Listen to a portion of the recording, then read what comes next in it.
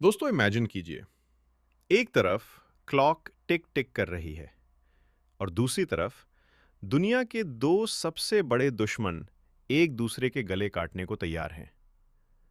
Tuesday की सुबह 5:30 बजे ट्रंप ने ईरान को खत्म करने की डेडलाइन दी थी। पूरा इंटरनेट, न्यूज़ चैनल्स और आप सब लोग डर के मारे ये सोच रहे थे कि अगला दिन एटॉमिक या न्यूक्स की खबर लाएगा। लेकिन डेडलाइन खत्म होने से सिर्फ 90 मिनट्स पहले बाजी पलट गई। डोनाल्ड ट्रंप और ईरान के बीच एक 2 वीक सीज फायर का ऐलान हो गया। सवाल ये नहीं है कि जंग रुक गई, सवाल ये है कि जो ट्रंप कुछ घंटे पहले ईरान की सिविलाइजेशन मिटाने की बात कर रहे थे, वो अचानक पीस मोड में कैसे आ गए। आज हम इस पर्दे के पीछे की खुफिया कहानी को डीकोड करेंगे। दुनिया को लगा ट्रंप ने रहम दिखाया है, लेकिन सच ये है कि वो बुरी तरह फंस चुके थे। उनकी तीन सबसे बड़ी मजबूरियां सामने आ गई थी। इकोनॉमिक बैकलैश, 40 दिनों में अमेरिका ने 1 लाख करोड़ रुपए से ज्यादा बर्न कर दिए थे। अमेरिका के अंदर इन्फ्लेशन की वजह से लोग पागल हो रहे थे। पॉलिटिकल आइसोलेशन, अमेरिका की 58% जनता इस वॉर के खिलाफ थी। ट्रंप की अप्रूवल रेटिंग उनके करियर के लोएस्ट पॉइंट पर थी।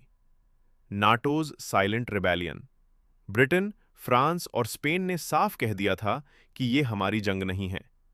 ट्रंप अकेले पड़ गए थे और उन्हें समझ आ गया था कि बिना किसी क्लियर विक्ट्री के जंग लड़ना उन्हें इलेक्शन हरा देगा। अब दूसरी तरफ देखिए, ईरान ने इस सीज फायर के लिए ऐसी शर्तें रखी हैं जो अमेरिका की ईगो पर छोट करती हैं। ईरान ने कहा, हमें कॉम्पनसेशन चाहिए। सोचिए, एक सुपर पावर से पैसा मांगना। ईरान की डिमांड्स क्लियर हैं। यूरेनियम प्रोसेसिंग नहीं रुकेगी। स्ट्रेट ऑफ हॉर्मुज पर उनका ही कंट्रोल रहेगा। अमेरिका फ्यूचर में कभी अटैक नहीं करेगा।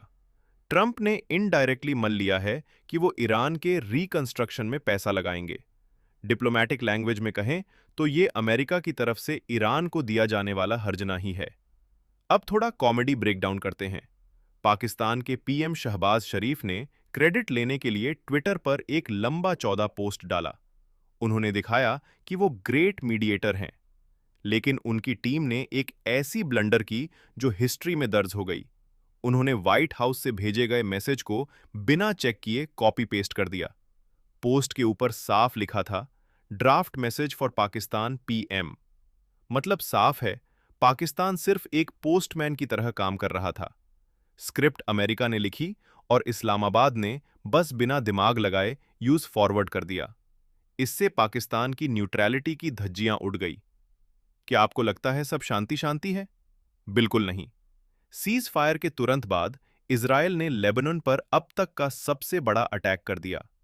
सिर्फ 1 मिनट में 107 बॉम्ब्स। ईरान का रिएक्शन क्या था? उन्होंने साफ कह दिया, जब तक लेबनान पर हमले नहीं रुकते, हम स्ट्रेट ऑफ हॉर्मुज नहीं खोलेंगे। तो दोस्तों, ये सीज फायर सिर्फ एक पेपर पर है। ग्राउंड पर पिक्चर अलग है। इजरायल अभी भी ईरान को फिनिश करने के मूड में है और वो लेबनान को बैटलफील्ड की तरह यूज कर रहा है। भारत के लिए ये situation walk on a thin wire जैसी है। पीएम मोदी ने ट्रंप और ईरानी लीडर्स दोनों से बात की है। हमें हरमुज का रास्ता चाहिए हमारे ट्रेड और ऑयल के लिए।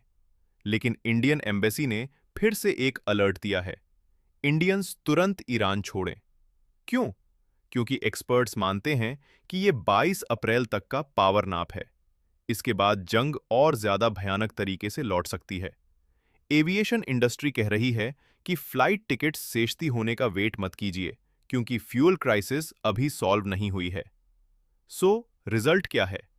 अमेरिका ने दिखाया कि वो सुपर पावर है, लेकिन वो ईरान की रिजीम नहीं बदल पाया। ईरान ने दिखाया कि वो 40 दिन तक अमेरिका के सामने टिक सकता है। ईरान की जनता सड़कों पर जश्न मना रही है, जबकि ट्रंप के देश में प्रोटेस्ट हो रहे हैं। ये सीज फायर शांति की शुरुआत है या एक बड़े सुनामी से पहले की खामोशी? आपको क्या लगता है? कमेंट सेक्शन में अपनी राय बताएं। अगर आपको ये डिटेल्ड एनालिसिस पसंद आया तो सब्सक्राइब कीजिए और बेल आइकन दबाएं। मिलते हैं अगले वीडियो में। जय हिंद।